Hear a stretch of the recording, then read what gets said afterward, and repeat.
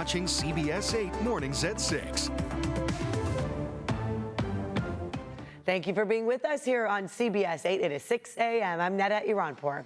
And I'm Eric Connor. So glad you're with us, everyone. Be careful out on the roads here, especially if you're going to be in the Kearney Mesa area. Some thick fog out there. This is what it looked like on my drive-in. Set the phone on the dash cam here and actually missed my first exit. Oh, no. I mean, I drive this way into work every single day, but I just couldn't see, so I got in the wrong lane. Finally made it over to the right one, but it's kind of a reminder that it's so thick out there. So, Evan, it's Kearney Mesa, and then where else? All the way to the international border is kind of the trouble spot. North of Kearney Mesa, there's really no issue related to fog. So if you look at where we're at in terms of visibility right now, you get up to Miramar, sure, we're at about 6 miles of visibility, but north of that, Carlsbad and Oceanside, for example, at a perfect 10. As you make your way south of Kearney Mesa, though, we got downtown at 2.5 miles, Imperial Beach at 0.8 of a mile, Otay Mesa at about half a mile right now. The thing is, don't let it fool you. It is going to be clearing out very quickly. We got another warm day on hand. We'll talk more about these warmer than normal temperatures in just a bit. Look at how warm those numbers are getting, especially inland. Thank you, Evan. Relief may be one step closer now for South Bay residents. This morning, we are learning a long-awaited expansion of the South Bay International Wastewater Treatment Plant could be finished very soon. CBS 8's Chris Groh live in Imperial Beach now with what we know about this, what they're calling fast-tracking plans here, Chris?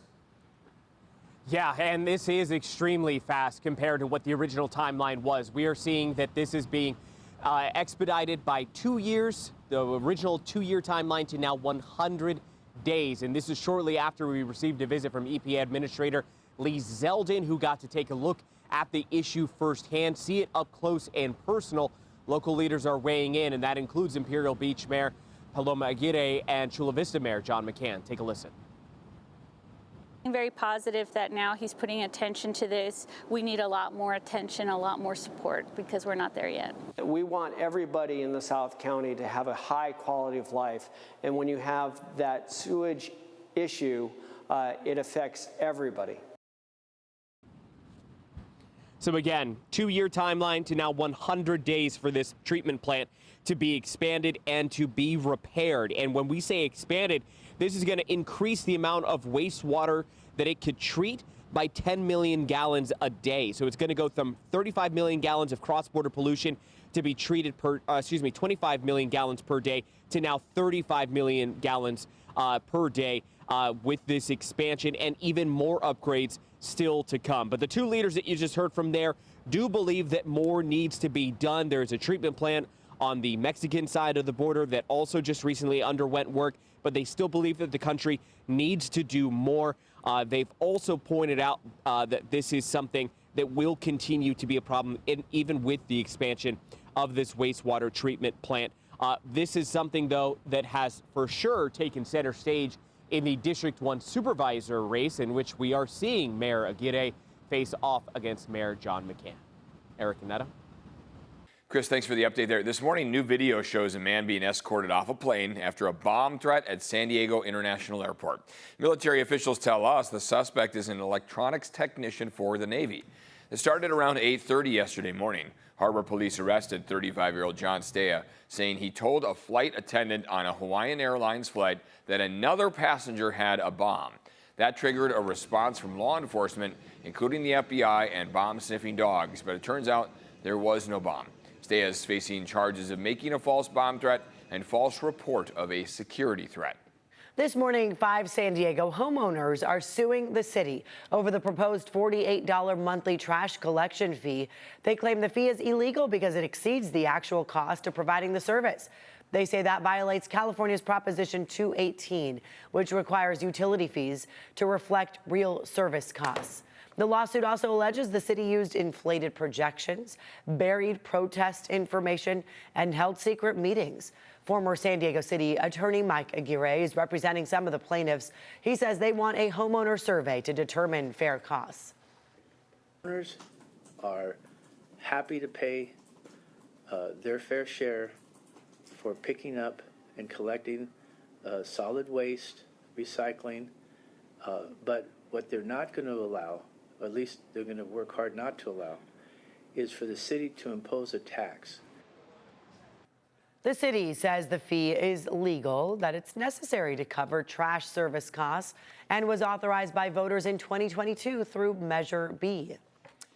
Well, this morning, teams of volunteers hitting the streets with these big red shoes, all to support San Diego's Ronald McDonald House. Yeah, they stand out, don't they? Yeah, they're pretty giant, solid. yeah. Red Shoe Day today, and CBS 8 is a proud sponsor of the Ronald McDonald House's largest community fundraiser. CBS 8's Regina Yorita live in Kearney Mesa to explain how you can take part and make a difference. Regina, what's going to be going on this morning? Hey, good morning, Netta and Eric. It's definitely a good morning when you see several people wearing their red shirts on Red Shoe Day at different intersections in San Diego. But I want to bring in Chuck Day. He is the CEO and president. He's going to talk a little bit more of what this all means. And if you see people, volunteers, right, wearing those red shirts, what that means. Hey, Regina, welcome to our 16th annual Red Shoe Day here in San Diego to support the San Diego Ronald McDonald House. We've got 800 plus volunteers all over San Diego on street corners, 80 intersections. You can find out where to find us from San Marcos to Chula Vista by going to our website.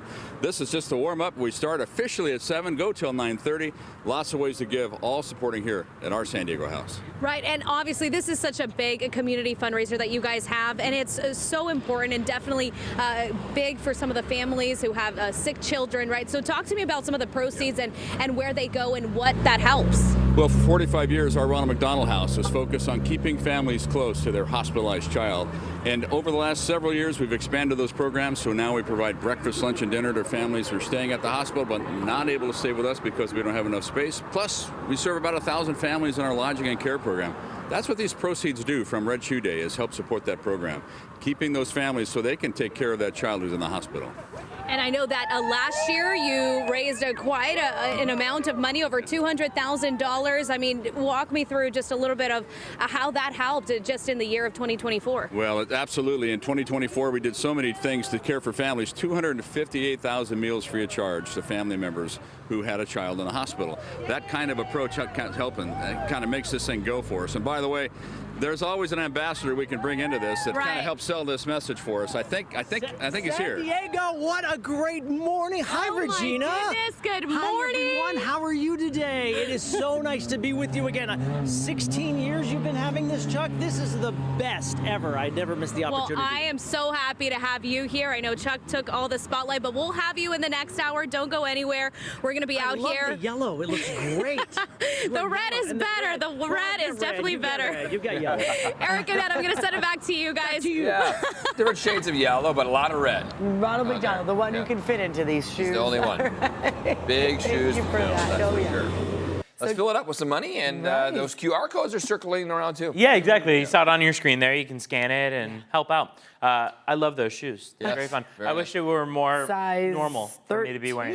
Yeah, I don't. Solid. I don't know. You'd be kind of tripping you over the Yeah, forecast exactly. a bit on I know these. that's yeah, a little big for a red shoe. Maybe some wheels on them. You can go from Exactly. monitor There to we go. monitor. Yeah, that works. Hey, it's going to be another warm one out there across San Diego County. We're enjoying the more mild temperatures to start off the day, but by the time we get to the afternoon stretch, past about 11 a.m., we're really going to be hot. So that's where we need to start practicing the same measures we practice during the summer months, even though we're still in the month of May. 75 this afternoon out along the coast, 89 inland, about a 15-degree jump in temperatures, 84 for the mountains and 104 for the deserts, jumping by 20 degrees from the mountains to the deserts. So you can see what a difference it makes depending on how far east or west you are. Whereas out there along the coast right now, we're actually quite mild, 59 in Carlsbad, 58 in Encinitas. We haven't been able to cool down as much as we'd like to, but hey, 60s are all we get for downtown San Diego. Chula Vista is also at 60, Jamul at 64 to kick off the morning. When we look at the live look outside, this is what we see. There's some fog out there. That's what we've been contending with